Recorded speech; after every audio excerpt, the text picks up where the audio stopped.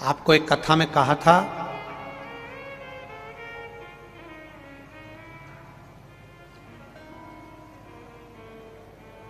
कभी ये शिवलिंग है, ये गोल जलाधारी है, ये सामने चरण है।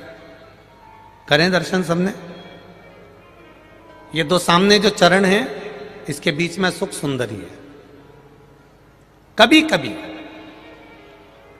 विशेष कोई अवसर आए,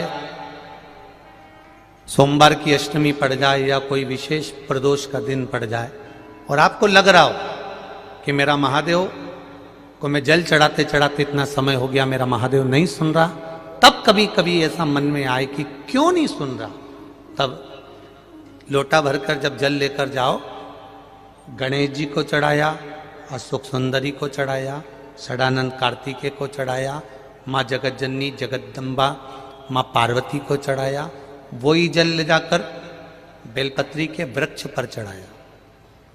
शिव जी को अर्पण नहीं कर पाए। और सरल भाषा में समझ लो इसको, किसी किसी माता को आपने देखा होगा, किसी किसी व्यक्ति को आपने देखा होगा कि वो शिव मंदिर में जाता है, शिव जी को भले जल नहीं चढ़ाता है, पर शंकर भगवान के मंदिर में जाकर इतनी सफाई कर देता है, जहां शंकर भगवान का कहीं बेलपत्र वगैरह पड़ा हुआ है उसको उठाएगा, बीनेगा, फिर यहां से धोएगा, श्रृंगार करेगा, यहाँ से साफ करेगा, साफ करके जो पानी जा रहा है वहां साफ करेगा, साफ करके एकदम क्लीन करके फिर शंकर भगवान को पोंछ कर स्नान कराकर जल चढ़ाकर फिर उनका श्रृंगार करता रहता। कभी कभी आपके साथ में भी ऐसा हुआ होगा, आपने भी करा होगा, ऐसा नहीं कि नहीं करा। कभी कभी सब दूर सफाई के बाद शिवलिंग की सफाई करना भूल गया या शंकर जी के शिवलिंग पर जल चढ़ाना भूल गया, जल चढ़ाकर आ गया। अब आ तो गया, पर चिंता देवादिदेव महादेव को लग गई। मेरा था, भक्त था, उपास करता था, शिवरात्रि का व्रत करता था, पशुपति व्रत करता था, सोमवार सावन के करता था, 16 सोमवार करता था, पर आज इसको ना जाने क्या हो गया कि ये मेरे ऊपर जल ना चढ़ाकर सब दूर जल चढ़ाकर चले गया। देवादिदेव माता पार्वती जी से कह देते हैं, सुन पार्वती, अगर कोई भूलवश भी मुझ पर जल चढ़ाना भूल जाए और तेरे हस्त कमल पर जल चढ़ा कर जाए, तो पार्वती जितना फल मैं प्रदान करूं उससे दुगना फल तुझे प्रदान करना है। यह शिव कह रहा है। और इसका प्रमाण कहां पर मिलता है? इसका प्रमाण मिलता है महाभारत में, इसका प्रमाण मिलता है श्रीमद् भागवत कथा में। भीम, दुर्योधन और जरासंध तीनों ने तप करा, तीनों बैठे हैं अलग अलग शंकर भगवान का भजन करने के लिए,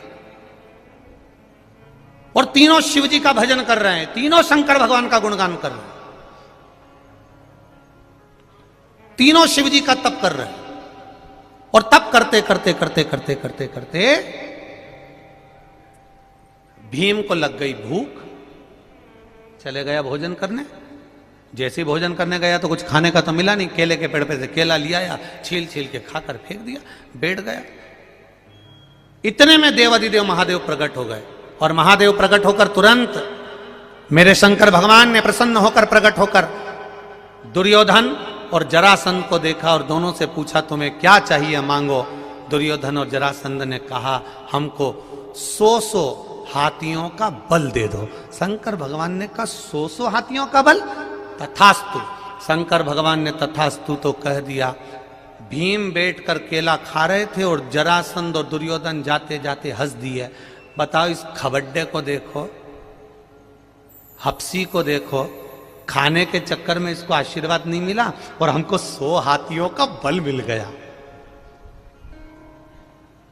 किसी पर मत हंसना। दुर्योधन और जरासंध भीम पर हंसे थे, और दुर्योधन और जरासंध भीम पर हंस दिए। भीम का मुंह उतर गया, चेहरा उतर गया, केला छोड़ा, भीम तप करने चले गया।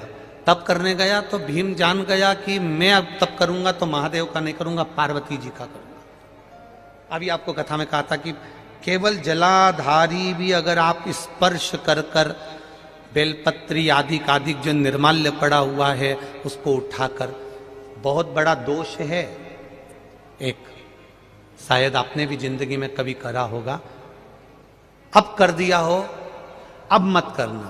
कौन सा दोष? जैसे ये शिवलिंग, ये जलाधारी, ये मट्टी का दिया जलता हुआ, लोग भगवान को दिखा के, जो ये जलाधारी होती है ना, इसकी जो किनोर होती है ना, कई लोग उस दिए को इस किनोर पे रख देते हैं। कई लोग नारियल को, श्रीफल को इस हस्त कमल पे जहां शिवलिंग रखा हुआ है यहां रख देते हैं। ये दोष है, ये शिव महापुराण का दोष है। शिव पुराण कहती है अगर पशुपति व्रत कर रहे हो, आप कोई व्रत कर रहे हो, कोई कामना कर रहे हो, तुम्हारे पास में अगर श्रीफल, पशुपति व्रत करने के बाद 5वें दिन भी अगर तुम श्रीफल चढ़ा रहे हो, तो वो श्रीफल ये जलाधारी पर नहीं रखना है, उस श्रीफल को भेंट के साथ में शंकर भगवान की जलाधारी शिवलिंग इसके ठीक सामने नीचे जमीन पर रखना है। उसका फल ये होता है कि तुमने जो पशुपति व्रत करा, शंकर भगवान ने उसको स्वीकार कर लिया और वर प्रदान कर दिया।